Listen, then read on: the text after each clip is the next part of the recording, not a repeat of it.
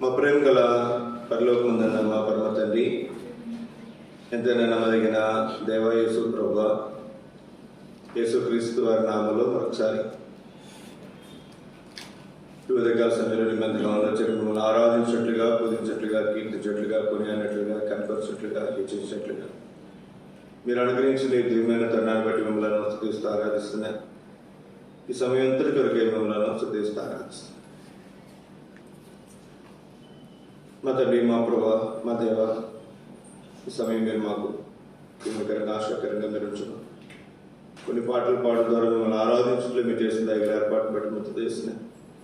ఈ పాటలు పాడడం ద్వారా మీ వాక్యం నిమిత్తం మా హృదయ సిద్ధపరిచేందుకే మిమ్మల్ని స్తుతిస్తారు. ఈ సమయాన్ని మీరు మాకు జీవనకరంగా, ఆశాకరంగా మీరు ఉంచున్నాం. మీ కలోరీ రక్త ప్రోక్షణ తెచ్చుకుంటుండగా మీరు నా ఆత్మ ప్రాణదేహం మీరు కడిగి పరిశుద్ధపరచడం. ఈ సమయం కొరకు మీ ఆత్మ మీరు అభిషేకించు, మీ ఆత్మ స్వాతంత్ర్యం మీరు అనుగ్రహించు. మీరు ఆత్మ కనుక మిమ్మల్ని ఆరాధించేవారు ఆత్మతోనూ సత్యంతో ఆరాధించేవారు కనుక మేము మిమ్మల్ని ఆత్మతోనూ సత్యంతో ఆరాధించినట్లుగా నన్ను మమ్మలను మీరు సిద్ధపరచు. ఈ సమయం అంతటి కొరకే మీ సహాయత కోరుకోవచ్చు. మీకే వందనములు, స్తోత్రములు చెల్లించుకోవచ్చు. యేసు పరిశుద్ధ నామములో స్తుతించి ప్రార్థించి అడిగి వేడుకుంటున్నాము తండ్రి, ఆమేన్.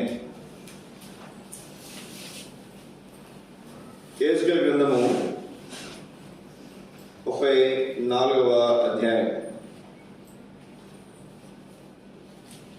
చదవండి. తీసుకుంటారు 31వ అధ్యాయం 31వ వచనం. నా గొర్రెలను నేను మేపించిన గొర్రెలను మీరు మనుషులు, నేను మీ దేవుడను, ఇదే ప్రభువైన యెహోవా. మరొకసారి చదవండి. నా గొర్రెలను నేను మేపుచున్న గొర్రెలకు మీరు ధన్యులు. నా గొర్రెలను నేను మేపుచున్న గొర్రెలు నాకు మీరు. మనుషులు. ఇక రెండు విషయాలు. నా గొర్రెలు నేను మేపుచున్న గొర్రెలు అని రాయబడదు. నా గొర్రెలను నేను మేపుచున్న గొర్రెలను అగు మీరు. మనం ఎవరు అంటారు? దేవుని గొర్రెలు అంటారు. నేను మేపుచున్న గొర్రెలు మనం యేసుక్రీస్తు వారి యొక్క గొర్రెలు. రెండవది, ఆయన మేపుచున్న గొర్రెలు.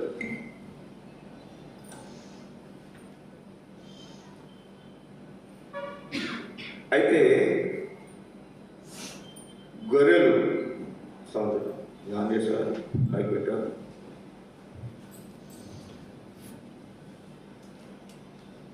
నా గొర్రెలు అంటున్నాడు కదా, అప్పుడు మనం గొర్రెలమా? మనం ఏమనుకుంటాం? గొర్రెల గురించి మాట్లాడుతున్నట్టున్నారు, మనకు కాదులే ఒకరి దగ్గర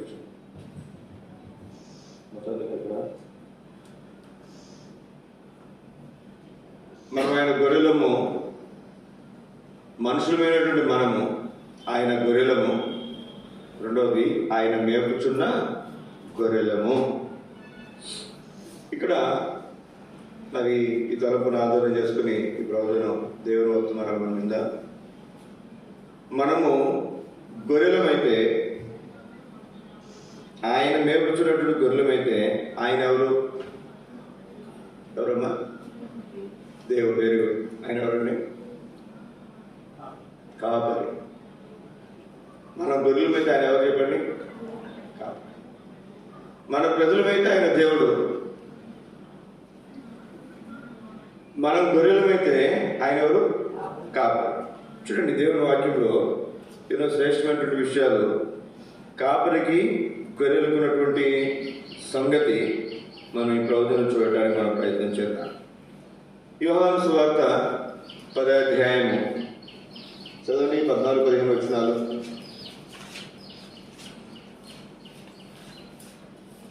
నేను గొర్రెల మంచి కాపరిని. 11వ వచనం కూడా మనం చదువుకుందాం. నేను గొర్రెలకు మంచి కాపరిని. మంచి కాపరి గొర్రెల కొరకు మంచి కాపరి గొర్రెల కొరకు తన ప్రాణం పెట్టును. తన ప్రాణమును పెట్టును. 15వ వచనం. తండ్రి నన్ను ఎలాగూ ఎరుగునో, తండ్రి నన్ను ఎలాగూ ఎరుగునో, నేను తండ్రిని ఎలాగూ ఎరుగుదునో, నేను తండ్రిని ఎలాగూ ఎరుగుదునో, అలాగే నేను నా గొర్రెలను ఎరుగుదును. అలాగే నేను నా గొర్రెలను ఎరుగుదును. నా గొర్రెలు నన్ను ఎరుగును. నా గొర్రెలు నన్ను ఎరుగును. మరియు గొర్రెల కొరకు నా ప్రాణం పెట్టుచున్నాను. మరియు గొర్రెల కొరకు నా ప్రాణము పెట్టుచున్నాను. ఇక్కడ తండ్రిని కుమారుడు అయినటువంటి యేసుక్రీస్తు వారు ఏ విధంగా ఎరిగాడో, ఏ విధముగా ఆయన తెలుసో, అంతే కదండి. ఇక్కడ రాబడినటువంటి మాటలు మనం జాగ్రత్తగా మనం చూస్తే, ఈ గొర్రెలు కాపరి అనే మాటల గురించి మనం ఆలోచించడానికి ముందు తండ్రి కుమారుని ఏ విధంగా ఎరిగాడు అనేది కనుక మనం ఆలోచన చేస్తే, తండ్రి కుమారులు ఏకమై ఉన్నారు. ఒకటే త్రియేక దేవుడు, తండ్రి కుమారు పరిశుద్ధాత్మ దేవుడు. రెండోది ప్రాముఖ్యంగా మనం చూస్తే దేవుని వాక్యంలో మనం గమనించాల్సినటువంటి ప్రాముఖ్యమైనటువంటి సంగతి,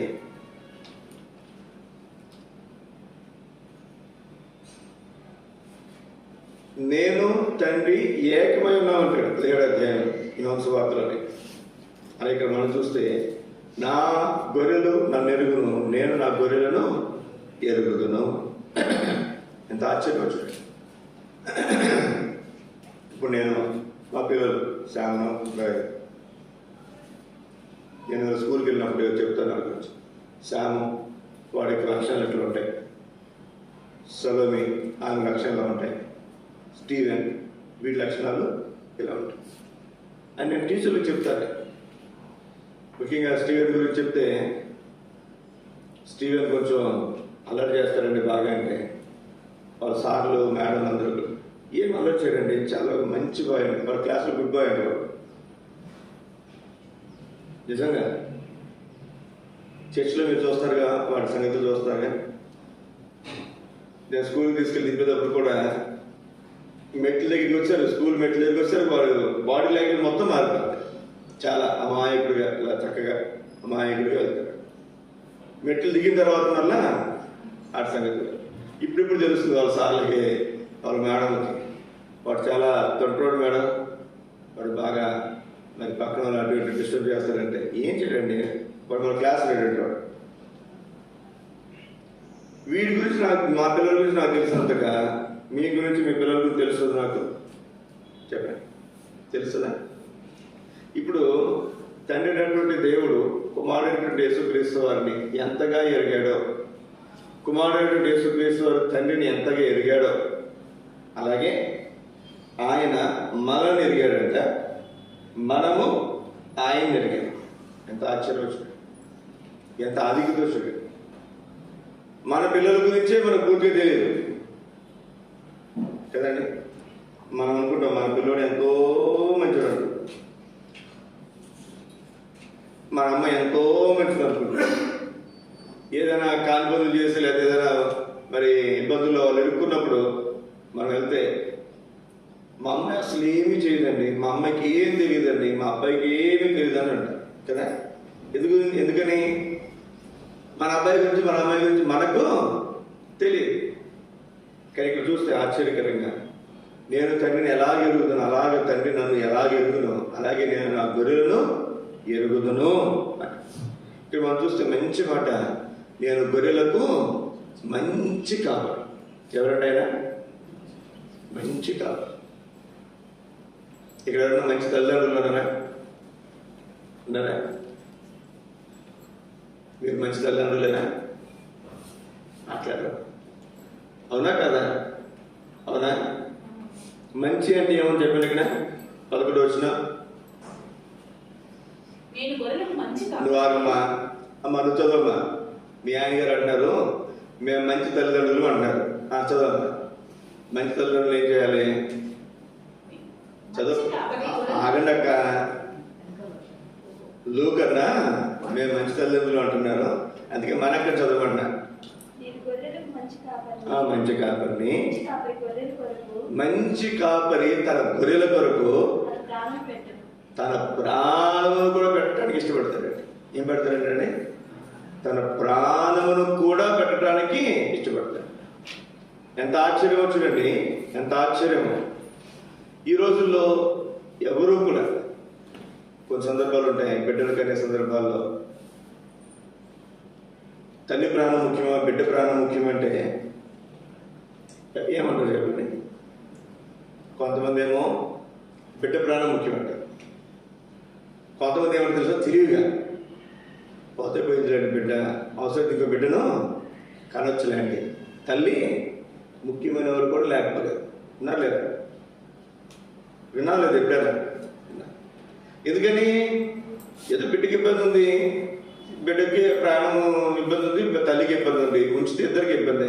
కాబట్టి సరే బిడ్డను తీసేయండి, ఇంకో బిడ్డను కంటాం ఇబ్బంది ఉంది అనుకునే వాళ్ళు కూడా లేక.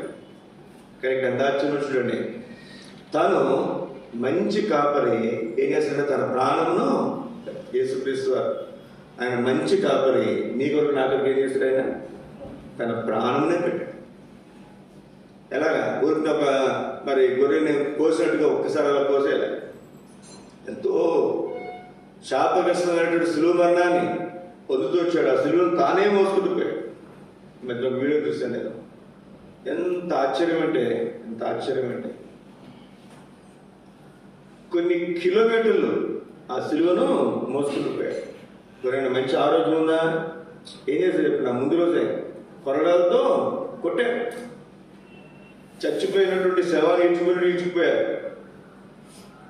ఆ కొరడాలు కూడా ఎట్లాంటివి? మామూలు కొరడాలు కాదు. కొరడా కొట్టి లాగితే ఆ చివర ఇనప మేకులు ఉంటాయండి, అల్పి మేకులు ఉంటాయి కదా, చిన్న చిన్న మేకులు ఉంటాయండి. కొట్టి లాగితే చర్మం కూడా దాంతో కూడా తీర్చుకొస్తుంది. మీకు తెలుసో తెలీదో అంటే మీకు అంత అనుభవం ఉండదులేండి. ఏదైనా దెబ్బ తగిలినప్పుడు కోసుకున్నప్పుడు ఆ రోజు నొప్పి ఉండదు, ఆ సాయంత్రానికి తెల్లారికి నొప్పి వస్తుంది. అవునా కదా? ఆయన్ని కొరడాలతో కొట్టారు 3 రోజులు. మరి ఆయన కొరడాలు కొట్టారు, తీసుకెళ్లారు, బంధించారు, తర్వాత మొలగేట పెట్టారు, తర్వాత తీసుకుని వచ్చారు, తర్వాత సిలువుకి ఎక్కించారు. కొరడాలతో కొట్టిన తర్వాత సిలువుకి ఎక్కించడానికి కొన్ని గంటల వ్యవధి. ఎంత ప్రయాసపడ్డాడు, ఎంత మరి రక్తం ఓడ్చాడు, ఎంత నొప్పి, బాధ, వేదన యేసుక్రీస్తు అనుభవించారు. ఇదంతా ఎవరి కోసం చెప్పండి? మంచి కాపరి తన గొర్రెల కొరకు ఏం చేస్తాడంటే ప్రాణం పెడతాడు. దావీదు గురించి మనకు మంచి మాట వింటారు. దావీదు ఏమన్నాడు చెప్పండి? నా గొర్రెను ఒక ఎలుగుబంటి సింహం చెత్తుకుపోతుంటే నేను దాని నోరు,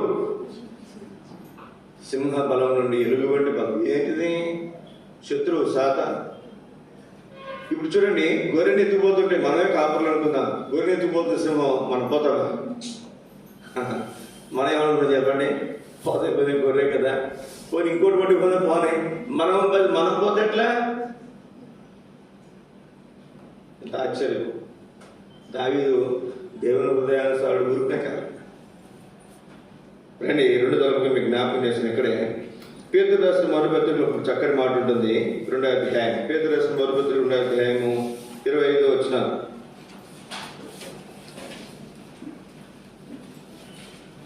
మీరు గొర్రెలవలే దారి తప్పిపోతే గాని ఇప్పుడు మీ ఆత్మల కాపరియు. ఎవరంటే చదువు. మీ ఆత్మల కాపరియు అధ్యక్షుడైన ఆయన వైపునకు మళ్ళీ ఉన్నారు. ఆయన ఎవరండి? చాలా మంది బాగా సహజంగా ఈ పదం చెప్తారు. ఏమ్మా వెంకటేశ్వర గారు ఉన్నారా అంటే ఆయన లీడర్ని అంటారు. ఎవరండి? వాళ్ళ ఆయన మొగుడిని సహజంగా ఏమని పిలుస్తారు? ఆయన, ఆమె అని పిలుస్తారు, భార్య. ఇక్కడ ఆయన ఎవరికైనా యేసుక్రీస్తు వారి అధ్యక్షుడైన మన ఆత్మల కాపరి. ఎవరండినా? నీనా ఆత్మల కాపరి. ఎంత ఆశ్చర్యం చూడండి, ఎంత అద్భుతం చూడండి మాట, ఎంత అద్భుతం చూడండి. ప్రియ సోదర సోదరి, ఈయన మంచి కాపరి, మన కొరకు ప్రాణం పెట్టినటువంటి కాపరి, మన ఆత్మలకు కాపరి. ఇంకా చాలా విషయాలు ఉన్నాయి. గొర్రెల గొప్ప కాపరి. ఎన్నో విషయాలు మనం దేవుని వాక్యంలో మనం చూడాలి. 2వ తరగతి రండి, కీర్తన 23వ అధ్యాయము కీర్తన గ్రంథం 23 అధ్యాయము 2-3 వచనాలు. పచ్చిక గల చోట్లను ఈ కాపులు ఏం చేస్తారంట? ఆయన నన్ను పరుట చేయుచున్నాడు. శాంతికరమైన జలముల యొద్ద శాంతికరమైనటువంటి జలముల యొద్ద నన్ను నడిపించుచున్నాడు. ఎక్కడ నడిపిస్తున్నాడు ఏంటండి? శాంతికరమైనటువంటి జలం. ఆయన మనల్ని కాపాడుట మాత్రమే కాకుండా మనం నడిపించే విషయంలో కూడా ఎలా నడిపిస్తున్నాడంటే శాంతికరమైనటువంటి జలం. కొన్ని చోట్ల అడవుల్లో లేదా పొలాల మధ్యలో, ఆ చెరువుల్లో లేదా కాలువల్లో కొన్ని చోట్ల ఏమంటే చెప్పండి, పాములు లేకపోతే ముసళ్ళు, రకరకాల కొండసిల్లు అట్లాంటివి కొన్ని ఉంటాయి. కొన్ని చోట్ల నీళ్లు బాగానే ఉంటాయి, అక్కడ ఏముండవు. ఎక్కడ తీసుకుని పోతానంటే శాంతికరమైనటువంటి జలముల యొద్దకు ఆయన నన్ను నడిపించినాడు. యోహాను సువార్త తర్వాత 3వ వచనం, ఇక్కడ 3వ వచనం చూడండి. నా ప్రాణమునకు ఆయన సేద తీర్చుచున్నాడు. తన నామమును బట్టి నీతి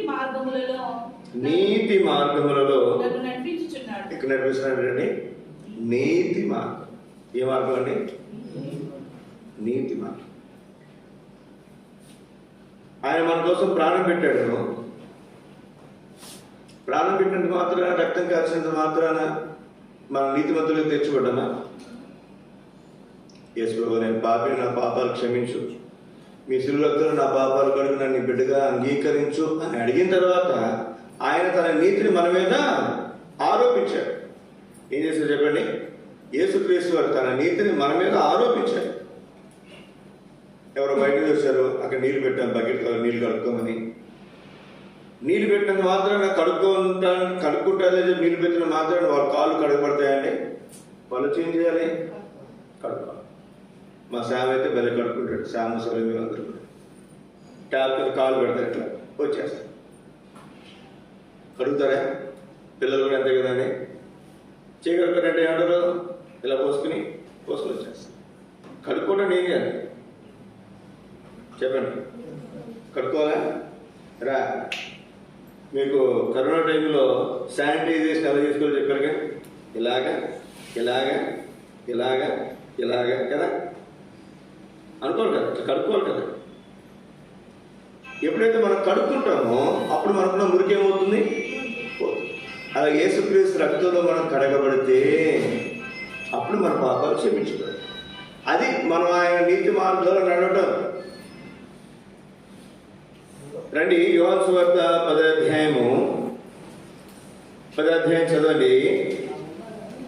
8-9 వచనాలు.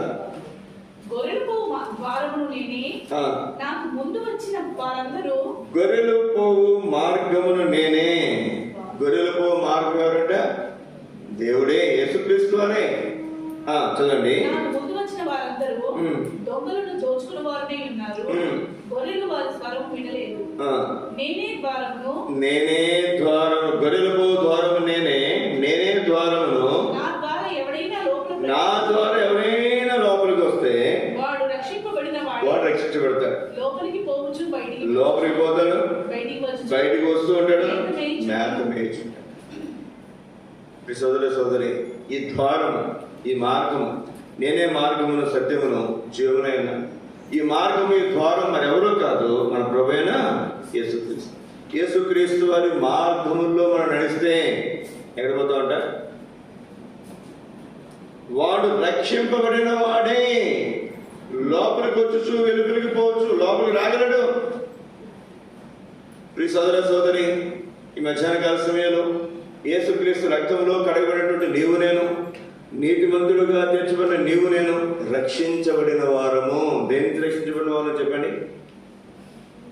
పాప శిక్ష నుంచి రక్షించబడినట్టు. ఏంటి ఆ శిక్ష? పాపం వల్ల వచ్చే జీతము ఏంటండి? మరణము. ఏ మరణం ఇది? భౌతికంగా చనిపోతాను కాదు, ఆత్మీయ మరణము. దీన్ని 2వ మరణం అంటారు. 2 జన్మలు ఉన్నాయి ప్రతి మనిషికి. 2 మరణాలు ఉన్నాయి, తెలుసా? తెలుసా?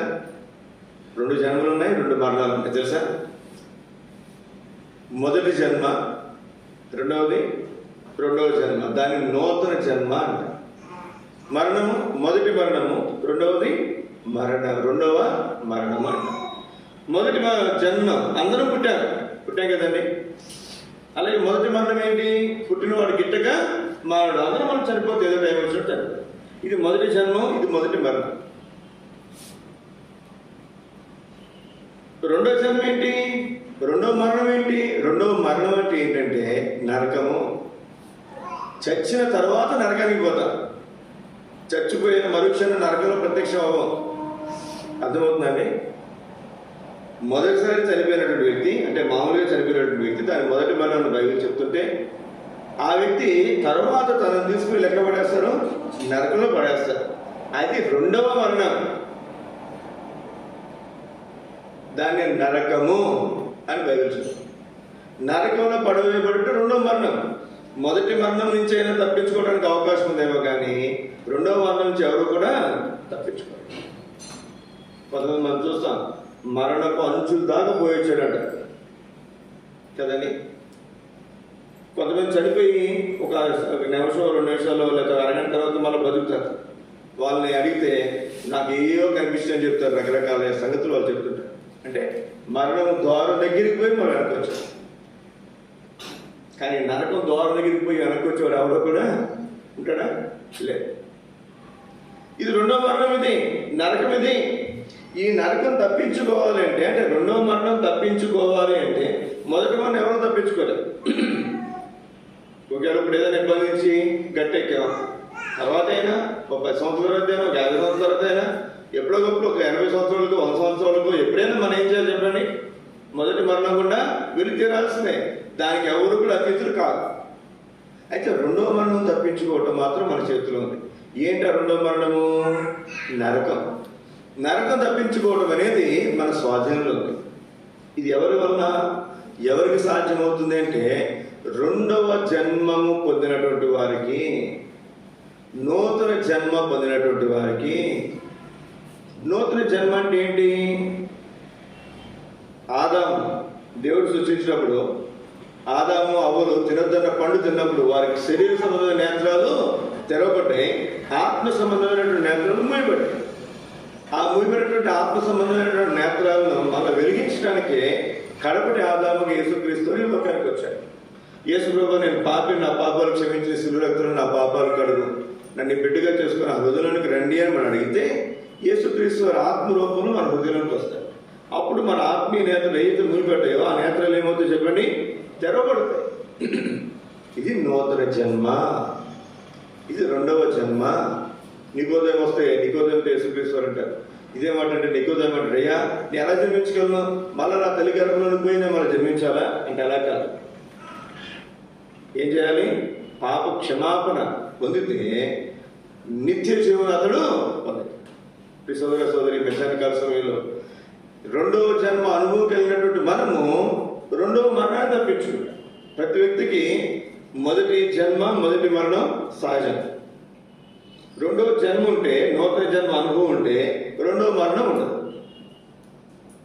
ప్రతి వ్యక్తికి 3 ఉంటాయండి. 2 జన్మలు కానీ, ఒక మరణం కానీ, లేదా ఒక జన్మ కానీ 2 మరణాలు.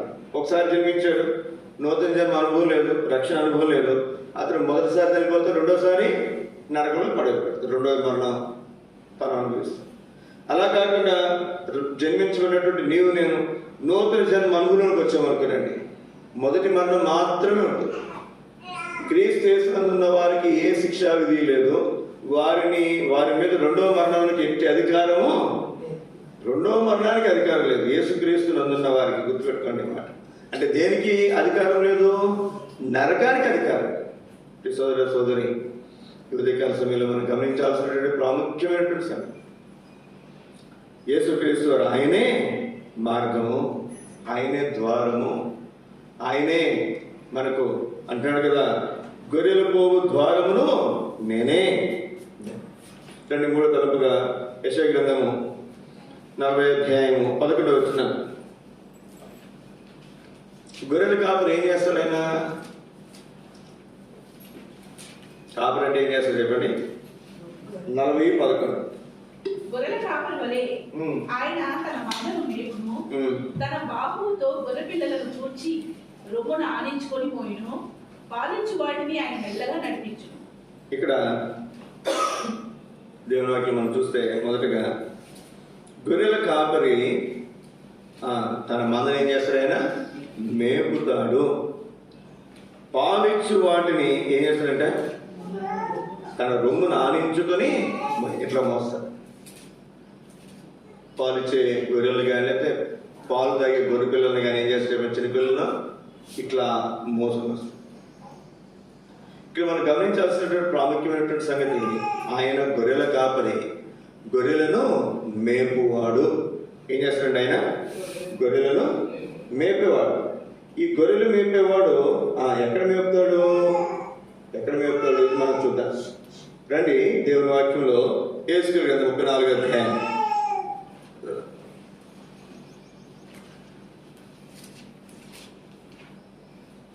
34వ అధ్యాయము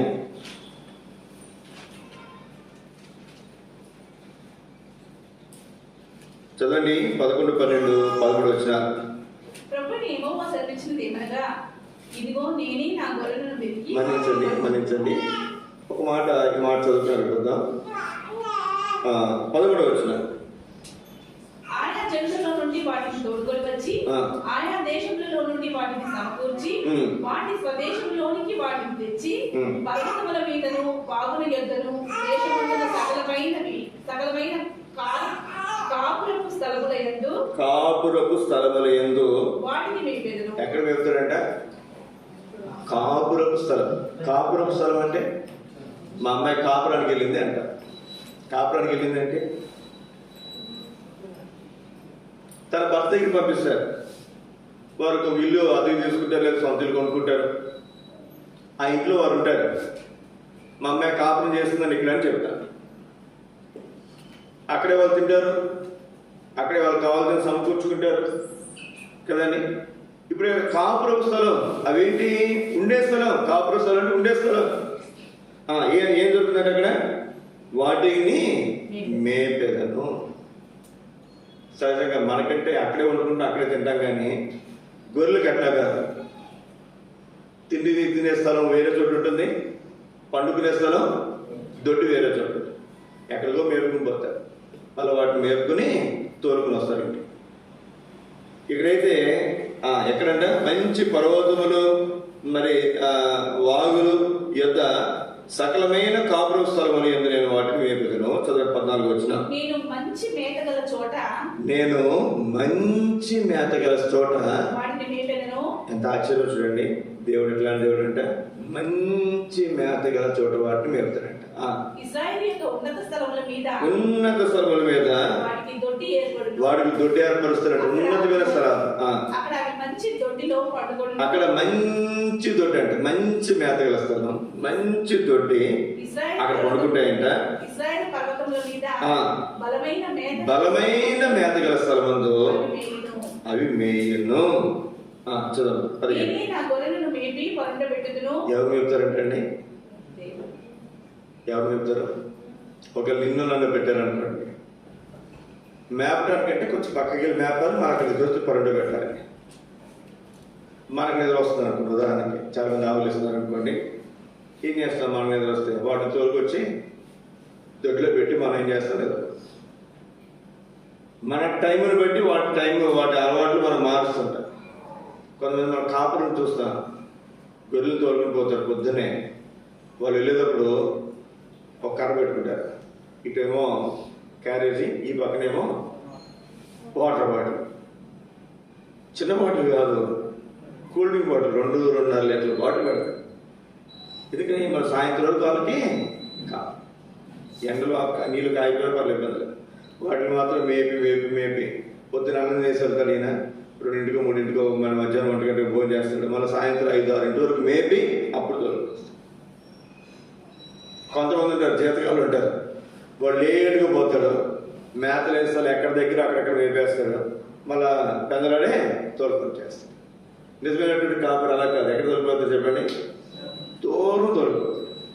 ఎక్కడ మంచి మేత ఉంటుందో, ఎక్కడ బలమైనటువంటి మేత ఉంటుందో, ఏముంటుందండి? బలమైన మేత. సోదరి, మన దేవుడు బలమైనటువంటి మేతగల స్థలములు, మంచి మేతగల స్థలములు, మంచి దొడ్డిలో దేవుడు మనను పరుండు పెట్టువాడు. ఈ మంచి మేత మరేమో కాదు. ఏం చెప్పండి? దేవుని వాక్యమే. మేము హెబ్రోన్ ఉన్నప్పుడు అంటే మేము హెబ్రోన్ లోపల ఉన్నప్పుడు కాదు, విశ్వాసులు అక్కడ ఉన్నప్పుడు ఎప్పుడైనా మేము పని మీద, మా పని మీద అయినా లేకపోతే మందిరం ఏదైనా పని చేద్దామన్నా వెళ్తే అక్కడ తరఫీదులో చాలామంది సేవకులు ఉంటారు. సుమారు 20 మంది ఎప్పుడు ఉండేవారు అప్పట్లో. ఎవరు కనుకుంటా ఫస్ట్ అడిగే క్వశ్చన్ ఏమడుగుతారు చెప్పండి అన్న, ఏమడుగుతారు? అక్క మీరు పొద్దున బైబిల్ చదివారా? బైబిల్ చదివావా అని అడిగేవారు. ఒక్కొక్కసారి చదివామని చెప్పేవారు. చదివామని చెప్తే దేవుడు ఏం మాట్లాడాడు? Second question. రెండో ప్రశ్న ఏంటి? నువ్వు బైబిల్ చదివితే దేవుడు నీతో ఏం మాట్లాడాడు? ఫస్ట్ క్వశ్చన్ మనం బైబిల్ చదవలేదన్నాం అనుకురండి. బైబిల్ చదవలేదంటే ఏమనేవారు? బైబిల్ పోయి చదువుకోమనేవారు. నాకు ఇది బైబిల్ లేదనుకోనండి, వాళ్ళు బైబిల్ ఇచ్చేవారు. అన్న పోయి బాగా పెద్దలు అయితే తమ్ముడా పోయి మందిలో కూర్చొని బైబిల్ చదువుకుని రాలి. బైబిల్ చదివి వచ్చిన తర్వాత, లేదు ఇంటికి బైబిల్ చదువుకుని వచ్చామని చెప్పినా, లేదా బైబిల్ చదివి వచ్చిన తర్వాత బైబిల్ చదివావా అని అడిగేవారు. తర్వాత ప్రశ్న ఏం చెప్పండి? నీతో ఏం మాట్లాడాడు దేవుడు? ఇంటికి బైబిల్ చదివి వచ్చామంటే ఏ అధ్యాయం చదివాం అని అడిగాడు. మనం ఒకసారి చదువుతాం కానీ అధ్యాయం మర్చిపోతాం కదండి. ఒకసారి చదువుతాం కానీ రోజు గుర్తుంటుంది. ఆ ఓపెన్ చేసినప్పుడు అధ్యాయం చదువుతాం, గుర్తుంటుంది రోజు. కానీ ఎవరిని అడిగితే సడన్గా అధ్యాయం ఏ అధ్యాయం చదివో మర్చిపోతాం. మళ్ళీ చదువు గమ్మని పోతాడు. చదువుకు వచ్చిన తర్వాత ఏం మాట్లాడాడు దేవుడు అని అడిగాడు. ఏం మాట్లాడాడు? నువ్వు బైబిల్ చదివితే ఏం మాట్లాడాడు? నువ్వు సరిగ్గా వినుండవు, పో మళ్ళా చదివిరాపో. వాళ్ళు అడుగుతారని మీరు నమ్మకపోండి. కొన్నిసార్లు మందిరానికి వెళ్ళినప్పుడు పొద్దున చదువుకున్నప్పుడు ఏదో నాకు వచ్చిన గుర్తుపెట్టుకున్నామని. ఎవరి కోసం? దేవుని కోసం కాదు, నా కోసం కాదు. ఎవరి కోసం? మందిరానికి వెళ్తే ఎవరో ఒకళ్ళు అడుగుతారు చదివామని. చదివితే ఏ అధ్యాయం చదివామని అడుగుతారు. ఏ వచ్చిన దేవుడు దేవుడు మాట్లాడిని అడుగుతారు. కాబట్టి ఏదో ఒక వచ్చిన గుర్తుపెట్టుకుని ఆ వచ్చిన చెప్పి. ఇది మంచి మేక. నిజంగా తెలిస్తే మీకు నాకు కూడా తగిలితే ఏం చేస్తా చెప్పండి? దావీదు ఏమంటాడు? జుంటె తేనె దారుల కన్నా మధురమైనది నీ వాక్యం. దేనికంటే మధురమైందంట? జుంటె తేనె, ఒరిజినల్ నికార్సైనటువంటి తేనె.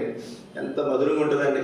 ఇప్పుడు తిన్నారు అసలు మనం డాబర్ని మరి తేనె లేకపోతే ఇంకోటి పతాంజలి లేకపోతే ఇంకో తేనెలు తాగుతాం. కానీ నిజంగా ఒరిజినల్ తేనె కనుక తాగితే అసలు షుగర్ ఉండదు, ఏముండదు అంటారు ఏమండి. అంతేనా?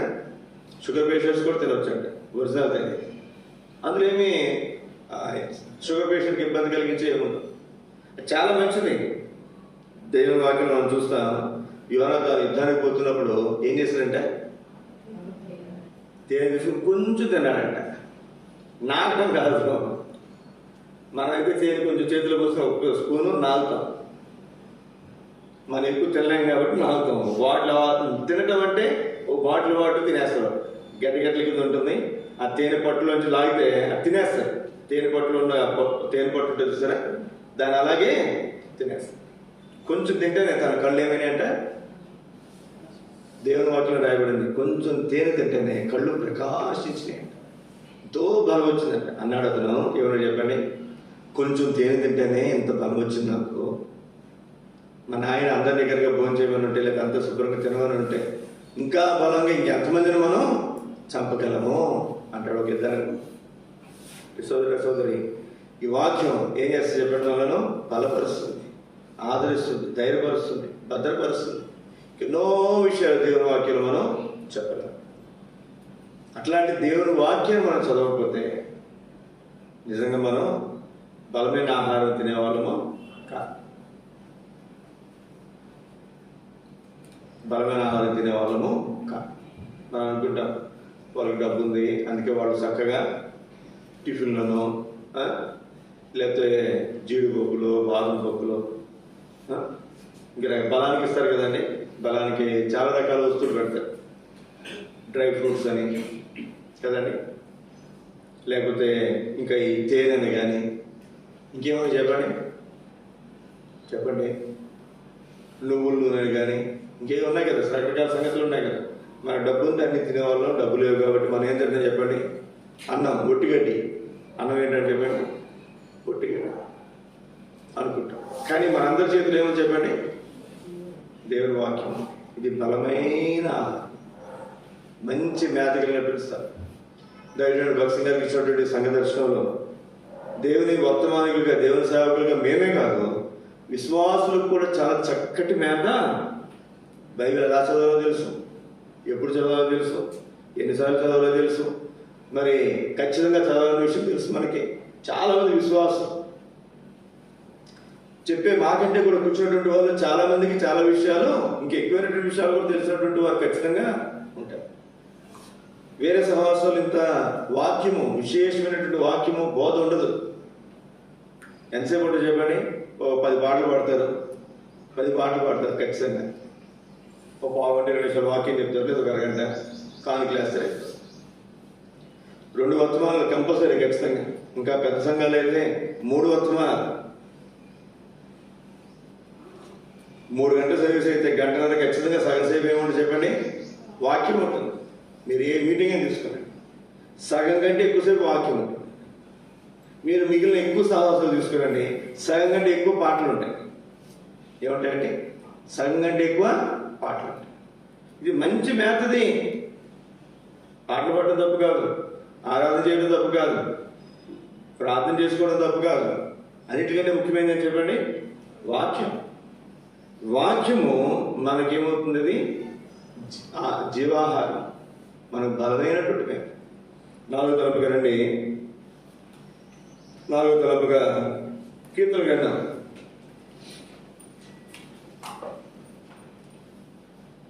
సరే, దానికి ముందు యేసెకేలు గ్రంథము 34వ అధ్యాయం చదువు 11-12 వచనాలు.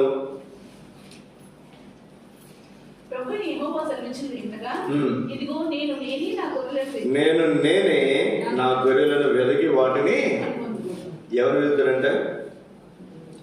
గొర్రెలు. ఎందుకు వెతుకుతాడు? వెతకాల్సిన అవసరం ఏంటి? దొడ్డిలోని వాటిని వెతకాల్సిన అవసరం ఉందా? దొడ్డిలో లేవు. మీరు ఎక్కడున్నాయి? చదువు 12 వచనం. తమ గొర్రెలు చెదిరిపోయినప్పుడు గొర్రెలు ఏమైనాయంట? చెదిరిపోయినాయి. చెదిరిపోవడానికి చాలా కారణాలు ఉంటాయి. కాపరిదైనా పొరపాటు ఉండొచ్చు, గొర్రెదైనా పొరపాటు ఉండొచ్చు, లేకపోతే మేత కోసం వెళ్ళినటువంటి గొర్రె ముందుకు వెళ్ళిపోవచ్చు, లేకపోతే ఈ సహవాస గుంపుని వదిలి వేరుగైనది పోయి ఉండొచ్చు. ఎన్నో కారణాలు ఉంటాయి. చదవండి. తమ గొర్రెలు చెదిరిపోయినప్పుడు కాపరులు వాటిని వెతుకున్నట్లు నేను నా గొర్రెలను వెతికి. ఈ మాట చాలా జాగ్రత్తగా, చీకటి గల మబ్బు దినమందు. ఎప్పుడు చెదిరిపోయినట్టు అవి? చీకటి గల మబ్బు ఉందండి, చీకటిగా ఉంది. నేను కూడా ఓల్డ్ కాలేజ్ వస్తుంటే అక్కడ ఇటుకి బట్టి కాస్తాను, పొగ అంతా కొడుతుంది. ఇందులో ఎవరు వస్తారు? లైట్ వేసా ఒకసారి కనపడదు. అందులో రాత్రి 9:30 టైంకి నేను వస్తున్నాను, ఎదురుగా కారు వచ్చింది, నాకు ఉద్దేశం అంతా క్షణంలో జరిగింది. అలాగే చీకటి. రెండోది మబ్బు ఉంది అనుకో, పైన కింద కనపడదా? ఏం కనపడదు. అట్లాంటి టైంలో గొర్రె ఎట్టిపోతుందో దానికి తెలియదు. గొర్రెకున్న మంచి లక్షణం ఏంటంటే, ఒక గొర్రె కనుక మనం ముందు చక్కగా నడిపించగలిగితే దాని తోకను చూసి మిగిలిన గొర్రెలన్నీ కూడా ఒకదాని ఒకటి వ్యాపరిస్తాయి. మొదటి గొర్రె తోక కనపడలేదు అనుకో దానికి, ఇది ఎక్కడ పోతుంది? రెండో గొర్రె దాంతో కనబడకపోతే మూడో గొర్రె ఎక్కడ పోతుంది? ఇక్కడ గమనించాల్సిన ముఖ్యమైనటువంటి సంగతి చీకటి గల మబ్బు దినమందు అవి ఏమైనా ఎక్కడెక్కడో చెదిరిపోయి. ఇప్పుడు మానవ మాత్రమైనటువంటి మాలాంటి కాపర్లు ఇప్పుడు మీరు చెదిరిపోయారు అనుకున్నారు. చీకటి గల మబ్బు దినం, ఆ మబ్బులో ఆ చీకటిలో మీరు చెదిరిపోయారు అనుకున్నారు. మిమ్మల్ని వెతకడానికి మేము వస్తే మాకు దారి కనపడుతుందా? మాకు కనపడదు. మానవ మాతృలైనటువంటి కాపర్లకు కనపడదు. అయితే ఆయన గొర్రెల గొప్ప కాపరి, మన ఆత్మల కాపరి. ఆయన ఏం చేస్తాడంటే చీకటి మబ్బుదిన మంది ఎక్కడెక్కడికి అవి చెదిరిపోయినో అక్కడ నుండి నేను వాటిని తప్పించి, ఆ చీకటి గల పరిస్థితుల నుంచి మబ్బు గల పరిస్థితుల నుంచి తప్పించి ఆయా జనుల నుండి వాటిని తోడుకొని వచ్చి ఆయా దేశములలో నుండి వాటిని సమకూర్చి, చాలా ఏం చేస్తారంట, సమకూర్చారు, తోడుకొని వస్తారంట. 16 వచ్చిన చూడండి. తప్పిపోయిన దానిని నేను వెతుకుదును, తోలివేసిన దానిని మరలా తోలుకుని వచ్చేదను. ఇక్కడ రెండు కారణాలు చూస్తున్నాను. తప్పిపోవడానికి కారణాలు ఏం చెప్పండి. ఒకటి, దీనంతటి తప్పిపోయింది. అది చక్రీల మబ్బు దినంలో తప్పిపోయిందో, కావాలని తప్పిపోయిందో, కావాలని దూరంగా పోయిందో మనకి తెలియదు. పొరపాటు ఎవరిది? గొర్రె. రెండోది, తోలు వేసిన దానిని ఎవరు తోలేశారు? కాపరి తోలేస్తారు ఒక్కొక్కసారి. కారణాలు ఏమేమి ఉండొచ్చు, గొర్రెలు పొరపాటు ఉండొచ్చు, దాన్ని బట్టి కాపరి తోలేసి ఉండొచ్చు, లేకపోతే గొర్రె మంచిదైనా ఒకసారి కాపరి తోలేసేయచ్చు. ఇక్కడ ఇట్లా ఏ పరిస్థితులు ఉన్నప్పటికీ కూడా తోలు వేసిన దానిని మరలా తోలుకొని వచ్చేదను. ఇక్కడ 3 తలుపుగా మనం చూస్తే 4 తలుపుగా దేవుని వాక్యంలో మరి చెదిరిపోయినటువంటి వాటిని వెతికేవాడు, తప్పిపోయినటువంటి వాటిని సమకూర్చేవాడు. కేసు గ్రంథం మరి ఇక్కడే మాట మనం చూస్తే 13 వచ్చిన చూడండి, 14, 34 అధ్యాయం 13 వచ్చిన వాటిని తోడుకొని వచ్చి ఆయా దేశంలో నుండి వాటిని సమకూర్చి ఎక్కడ తీసుకొస్తారంట? ఒకసారి పల్లిపాలు శాంతినగర్ అక్కడి నుంచి పౌల్ బ్రదర్ ఒక ఆయన వచ్చాడు. మన దగ్గర ఒక వారం వచ్చాడు. సరే ఏదో మామూలు వచ్చాడేమో అనుకున్నాను. తర్వాత 2వ వారం కూడా వచ్చాడు. నెంబర్ తీసుకున్నాను. తమ్ముడి దగ్గర నెంబర్ తీసుకున్నాక అయిపోయిన తర్వాత ఉన్నాడు. ఫోన్ చేసిన తర్వాత మామూలుగా మాట్లాడితే చెప్పుకుంటూ వచ్చాడు. ఏదో మంచి బాగా ఏ సమస్యలు ఉన్నాయి, అందుకు తాను అక్కడ మందిరానికి వెళ్ళలేకపోతున్నాడు. ఇంటికి వస్తున్నాడు. సరే రమ్మను, మంచి వాళ్ళ సిస్టర్ మిస్సెస్ కూడా మనం 3 పిల్లలు తీసుకుని వచ్చాడు వారం. తర్వాత ఆవిడ రాలేకపోతుందన్న నేను ప్రతి ఆదివారం వస్తున్నాడు. ఆయన వస్తాడు. 4 నెలలు 5 నెలలు వచ్చాడు. మేము వాళ్ళ ఇంటికి వెళ్ళాం, ప్రార్థన చేసాం. దగ్గర మందిరం వాళ్ళకి ఎదురుగానే ఒక వీధి మధ్యలో అన్నాం. వాళ్ళకి ఏదంటే సమస్యలు ఉన్నాయి, దాన్ని బట్టి ఇక్కడికి వచ్చాడు. వచ్చిన తర్వాత నేను చెప్పాయ్యా, నువ్వు నా మక్కుకి రా, నువ్వు ఎప్పుడు వెళ్ళాలనుకున్నా మీ ఊళ్ళో మందిరానికి నువ్వు సంతోషంగా వెళ్ళచ్చు. ఒక 4 నెలలు 5 నెలలు వచ్చిన తర్వాత ఒక వారం రాలా. నేను 2వ వారం కలిస్తే ఏంటో రాలేదంటే అన్న ఇక్కడ మందిరానికి వెళ్తున్నాను. ఎక్కడి నుంచి అయితే తాను వచ్చాడో మరి అదే మందిరం తాను వెళ్తున్నాడు. ఇప్పుడు మనం ఏం చేయాలి చెప్పండి? కొంతమంది ఆశ్రమం గారి దగ్గరలో సేవ చేస్తారు. ఆవిడ ఇంతకుముందు హోసన్నకి వెళ్ళేది, ఇప్పుడు సొంతంగా ఆవిడ సేవ చేస్తారు. పాస్టర్ ఆవిడ దగ్గరికి వచ్చినటువంటి వాళ్ళు కొంతమంది ఆవిడ దేవుళ్ళు నడిపించింది. ఒక 4 కుటుంబాలు నడిపించింది అనుకున్నాను. వాళ్ళతో పాటు ఇంకో 4 కుటుంబాలు కొత్త వాళ్ళు కూడా వస్తున్నారు. ఇందులో ఎవరైనా మానేస్తే నేను ఎప్పుడైనా మందిరం వెళ్ళమంటే వాళ్ళు ఆ మందిర ఆవిడ దగ్గరికి వెళ్ళేవాళ్ళు. ఆవిడ సొంతంగా చర్చి పెట్టింది. హోసన్న నుంచి విడిపోయి ఆవిడ సొంతంగా చర్చి పెట్టింది. కదుకు రోడ్డు నడిపిస్తున్నారు. ఎవరైనా రమ్మంటే వాళ్ళు ఏమంటారు తెలుసా? అమ్మో ఆవిడ నూరు తట్టుకోలేమన్నా, ఆవిడ మమ్మల్ని బతకనివ్వదు, నిన్ను బతకనివ్వదు. ఏం భయపడతారు చెప్పండి? అరే కొంతమంది ఎక్కడో రక్షించబడ్డారు, మన మందిరానికి వస్తున్నారు, మళ్ళీ అక్కడికి వెళ్తే సంతోషమే కదా. యేసుక్రీస్తు ఎక్కడ సమకూరుస్తారంట?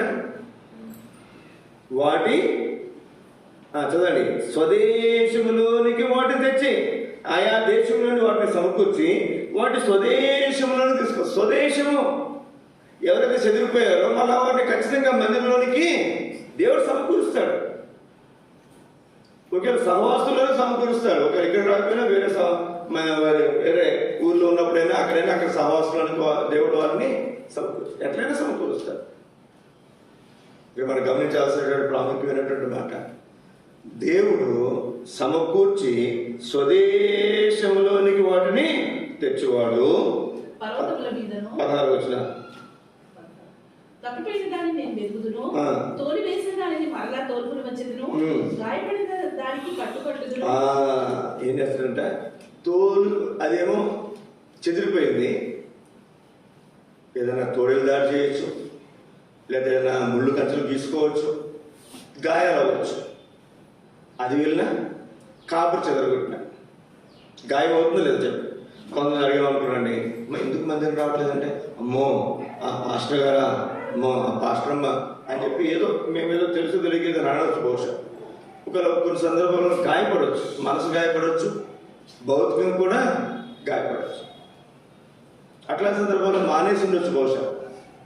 ఇప్పుడు యేసుక్రీస్తు ఏం చేస్తారంటే, గాయపడినటువంటి వాటిని ఏం చేస్తారంటే కట్టు కడతారు. ఎవరు కడతారు చెప్పండి? కొన్నిసార్లు మాకు తెలియదు వాళ్ళు నిజంగా మా వల్ల గాయమైందని. ఒకసారి మేము వెళ్తాం ఎవరైనా కొంతమంది దగ్గరికి వెళ్ళలేము, వాళ్ళు చేసే పనులు పెట్టాం, ప్రవర్తన పెట్టాం. నిజంగా మా పొరపాటును బట్టి వాళ్ళు గాయమైతే మేము మర్చిపోయాను. ఎవరు మర్చిపోయారంటే యేసుక్రీస్తు వాళ్ళు మర్చిపోయారు. ఎంత మంచి దేవుడు చూడండి, ఎంత మంచి దేవుడు. వేరే సహవాసానికి వెళ్ళేవారు మన దగ్గరికి వస్తున్నారు, ముగ్గురు వస్తున్నారు. ఎందుకు వస్తానని అడిగారు ఒక సందర్భం. ఒక మాట అడిగితే ఏదో చిన్న విషయమే, అది పెద్ద సమస్య కూడా కాదు. ఆ సందర్భంలో వాళ్ళ పాస్టర్ గారు వచ్చి ఏదో అన్నాడంట ఒక ఆవిడని, మీరు ఎందుకు ఎట్లా చేస్తారు అని ఏదో అన్నాడంట. తర్వాత అడిగా, అమ్మ ఏంటి పరిస్థితి అంటే, ఆ పాస్టర్ గారు వచ్చి కనీసం మమ్మల్ని అడగలేదండి. ఏం చేయలేదంటే వచ్చి పరామర్శించారు. దైవజనుడు భక్తి గారికి ఇచ్చినటువంటి సంఘ దర్శనంలో నిజంగా చెప్తాను, నేను అందరు పాస్టర్లు ఇంటికి వస్తారని ప్రార్థన చేయడానికే. అందరు పాస్టర్లు అన్ని సహవాసాలు ఉండదు, కొన్ని సహవాసాలు మాత్రమే వస్తారు. అందులో ఖచ్చితంగా హెబ్రోన్ సహవాసం, భక్తి గారి సహవాసం ఖచ్చితంగా ఉంటుంది. నెలలో ఖచ్చితంగా ప్రతి ఒక్కరి ఇంటికి వచ్చి ఖచ్చితంగా ప్రార్థన చేస్తారు. ఎవరు నేర్పడేది? దైవజనుడు భక్తి గారు. దేవుడు వారికి ఇచ్చినటువంటి సంఘ దర్శనం. సువార్త చాలా ప్రాముఖ్యం అని రక్షించబడడానికి. అలాగే మన సహవాసులైనటువంటి వారిని మరి భద్రం చేసుకోవడానికి వారి దగ్గరికి వెళ్ళి పరామర్శించి ప్రతి నెల ఒకసారి అయినా ఖచ్చితంగా వారిని సమకూర్చడానికి, లేదా వారి బాధలు, వారి ఇబ్బందులు తెలుసుకుని వారిని మరి వారి కోసం ప్రార్థన చేయడానికి ఖచ్చితంగా ప్రయత్నం చేస్తాం. రెండు చివరి తలంపుగా కీర్తన గ్రంథం 23వ అధ్యాయం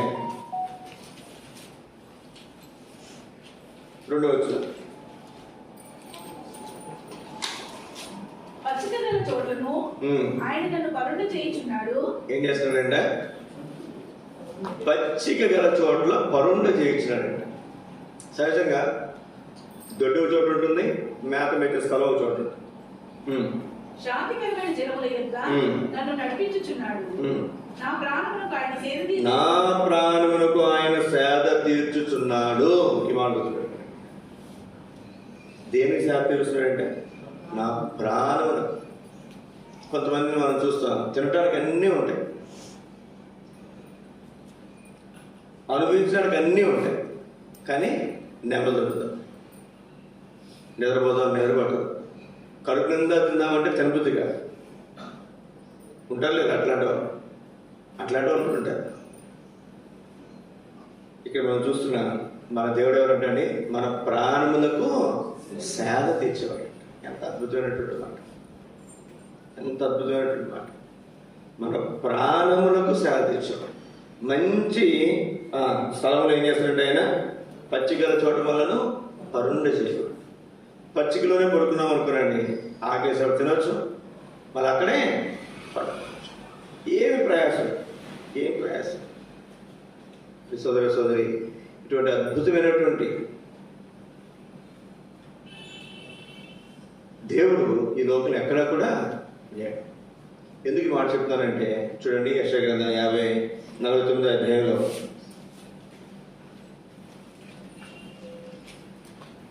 మన ప్రాణములకు సేద తీర్చేవాడు. 49వ అధ్యాయము 10వ వచనం. వారి యందు కరుణించువాడు వారిని తోడుకొని పోవచ్చు నడిపించును. నీటి బుగ్గల యొద్ద వారిని నడిపించును. కాబట్టి వారికి ఆకలి అయినను, కాబట్టి ఏమన్నదంటే వారికి ఆకలి ఉండదు, దప్పి అయినను కలగదు. దప్పి అయినను కలగదు, ఎండమావులైనను ఎండమావులు ఎండ అయినను వారికి తగలదు. 9వ వచనం. మార్గములలో వారు వీధులు, మార్గాలు వారు మేస్తారు. చెట్లు లేని మెట్టల మీద వారికి మేలు కలుగు.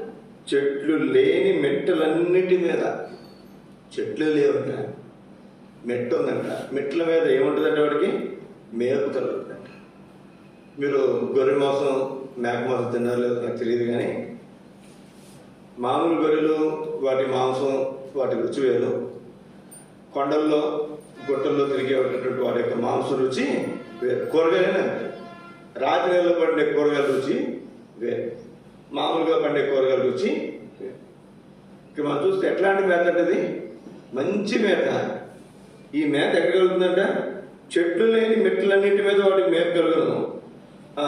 వారిని కరుణించేవాడు వారిని తోలుకుని పోవచ్చు, నీటి బుగ్గలు ఎందుకు వారిని అట్రాక్షన్.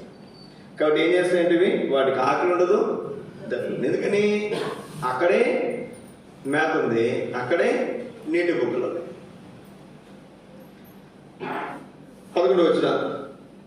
నా పర్వతములన్నిటినీ త్రోవగా చేసేదను, నా పర్వతములన్నింటినీ త్రోవగా చేసేదను, నా రాజమార్గములు ఎత్తుగా చేయబడును. నా రాజమార్గములు అంటే ఏ మార్గములు అంటే రాజమార్గం. చూడండి, ఒక అద్భుతమైనటువంటి మాట 27వ అధ్యాయం ప్రకటన గ్రంథంలో మనం చూస్తాం. 7వ అధ్యాయం. ఇక్కడైతే మేత, ఆ పక్కనే నీటి బొగ్గలు, అక్కడే మేపులు. కానీ ఇక్కడ మనం చూస్తే ప్రకటన గ్రంథం 7వ అధ్యాయం 17 వచ్చిన అందరూ కలిసి చదువుకుందాం. ప్రకటన గ్రంథం 7వ అధ్యాయము 17 వచ్చిన అందరం కలిసి చదువుకుందాం. ఏలైనగా సింహాసన మధ్యమందుండు గొర్రెపిల్ల వారికి కాపరి, జీవ జలముల బొగ్గల యొద్దకు వారిని నడిపించును. దేవుడే వారి కళ్ళను ప్రతి బాష్పిందును. ఏంటిది? పరలోక రాజ్యం. అక్కడ ఏమంటాయి? జీవవృక్ష ఫలాలు ఉంటాయి. జయించు వారిని జీవవృక్ష ఫలములు భుజింపనిత్తును అంటున్నాడు. జీవవృక్ష ఫలాలు ఉంటాయి, జీవజల నది ఉంటుంది. నేను అనుకుంటాను ఒక్కొక్కరికి ఒక్కొక్క పండిస్తలేము కదండి. ఒక పండిస్తేనే యుగాలు మనం ఏం చేస్తాం చెప్పండి? జీవించుంటాం. ఒక పండించి ఒక గ్లాస్ తీసుకొచ్చి ఒక గ్లాస్తో జీవజలం ఇచ్చాడు అనుకోండి, ఇంకేం అవసరం లేదు, ఇంకేం కావాలా. కానీ అక్కడ ఎప్పుడు నెలలా కాపు కాస్తుందంట అది జీవవృక్షం. మరి అక్కడేమో జీవజల నది పారుతుందండి. ఎప్పుడు కావాలన్నా మనం అప్పుడు తాగొచ్చు, ఎప్పుడు కావాలన్నప్పుడు మనం తినచ్చు. కానీ తినాల్సిన అవసరం ఉండదు. అది రాబడినటువంటి వారికి ఇక్కడ మన చదువు, ఆకలి అయినను దప్పైనను కలుగదు. ఎంత ఆశ్చర్యం! సోదర సోదరి, ఇట్లాంటి దేవుని మనం దేవుడిగా కలిగి, ఇట్లాంటి కాపరిని మనము కాపరిగా కలిగి ఉన్నాం. ఈ కాపరి మనం ఎక్కడ తోలుకుపోతారంటే, ఎక్కడ తోలుకుపోతారు చెప్పండి? ఆ పరలోక రాజ్యం, అనిత్య రాజ్యం. అనిత్య రాజ్యంలో ఏముంటాయి చెప్పండి? జీవ వృక్ష ఫలాలు ఉంటాయి, జీవజల నది ఉంటుంది. ఆ జీవవృక్ష ఫలం మనం భుజిస్తే, జీవజల నదిలో నీరు మనం త్రాగితే ఎప్పటికీ మనం దప్పికొను, ఎప్పటికీ మనము ఆకలి. అందుని బట్టి మనం ప్రభుని స్తుతించి ఆరాధించే వారంగా మనం అందులో పాట మనం పాడుకుంటా